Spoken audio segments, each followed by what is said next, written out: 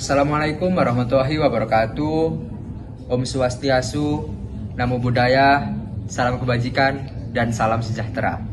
Di sini kelompok kita akan membahas kapitalisme dan penghisapan ekonomi.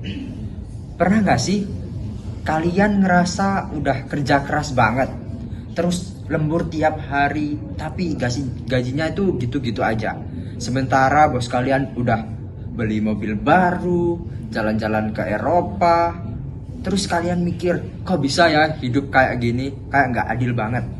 Nah, ternyata ini bukan cuma soal nasib dan kerja keras, tapi ada sistem yang bikin semuanya berjalan kayak gitu.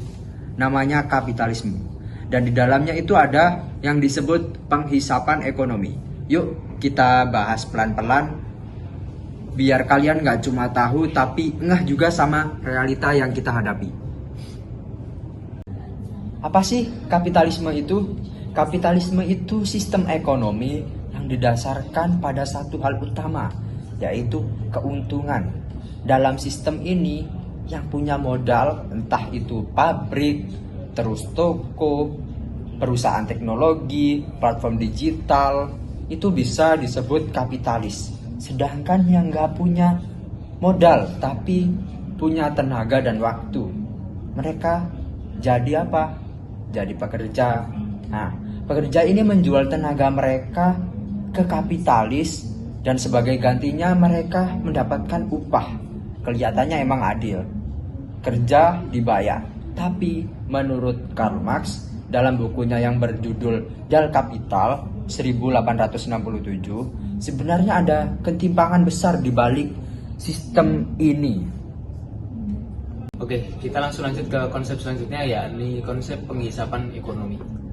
Kalian tahu nggak sih konsep penghisapan ekonomi itu apa? Menurut Karl Marx, ialah nilai yang dihasilkan oleh para pekerja yang lebih besar daripada upah itu sendiri.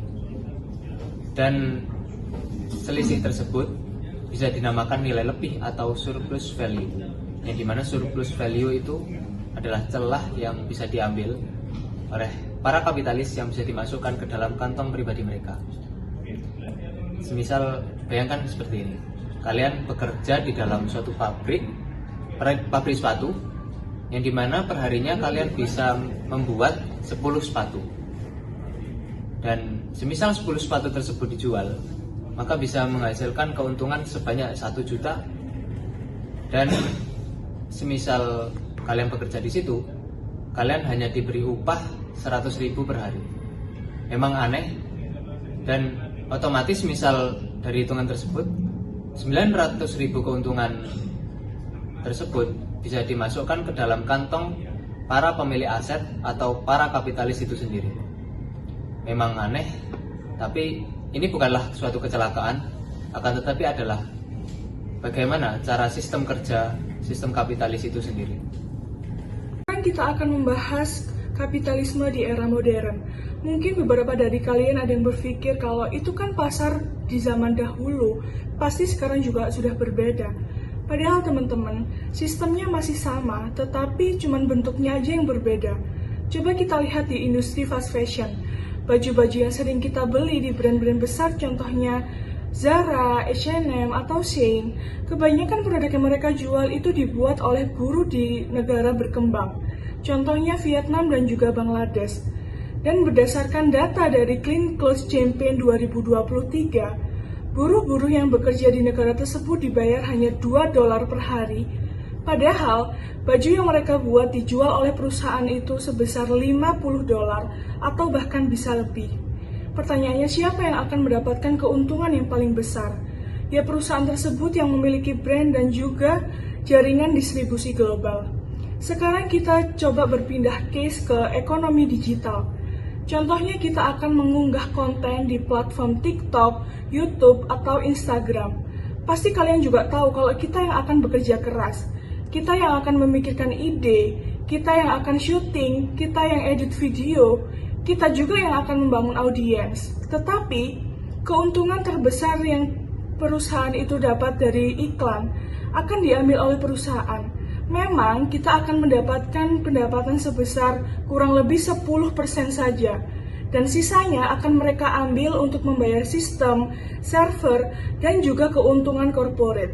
Nah, itu termasuk ke dalam penghisapan ekonomi kapitalisme di versi zaman internet. Kenapa sih sistem kapitalisme masih bisa bertahan? Nah, pertanyaannya, jika sistem ini bisa membawa ketimpangan, tapi kenapa sistem ini masih bisa berjalan sampai saat ini? Jawabannya karena sistem kapitalisme itu sifatnya fleksibel banget.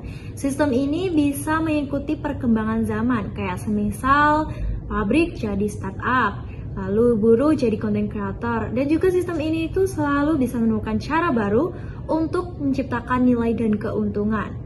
Selain itu, sistem ini juga bisa menciptakan banyak inovasi dan kemajuan teknologi. Nah, tanpa sistem ini mungkin kita nggak bisa ya menikmati handphone kita yang semakin canggih, lalu kemajuan teknologi seperti adanya mobil listrik atau layanan digital yang sekarang ini kita gunakan. Tapi sistem ini juga diikuti oleh harga ketimpangan ekonomi yang semakin besar. Dan menurut data dari Oxfam di tahun 2024, yaitu sekitar 1% orang kaya di dunia kini telah menguasai setengah dari kekayaan global. Sementara itu, miliaran orang-orang di dunia lain itu menikmati hidup dengan gaji yang pas-pasan. Nah, meskipun kapitalisme itu membawa kemajuan ya, tapi sebenarnya siapa sih yang benar-benar menikmati hasilnya itu? Baik, lalu apa solusinya nih? Nah, solusinya nggak seperti zaman revolusi kayak zaman dahulu, tapi kita harus mulai paham dan juga sadar, dan tentunya kita harus lebih kritis lagi. Nah, kita bisa mendorong sistem ekonomi agar lebih adil. Semisal ada dua contoh. Yang pertama, mendukung usaha lokal atau produk lokal dan koperasi untuk memberikan keuntungan kepada para pekerja. Dan yang kedua, memilih produk yang lebih etis dan tentunya tidak mengeksploitasi buruh. Pendidikan ekonomi sangat penting banget agar kita tidak jadi bagian dari sistem, tetapi kita tahu dan paham bagaimana cara kerjanya pada sistem ekonomi tersebut. Nah, sekarang sudah penutupan nih. Nah, jadi kapitalisme dan penghisapan ekonomi bukan cuma teori dari buku tebal, tapi realita yang kita hidupin setiap hari.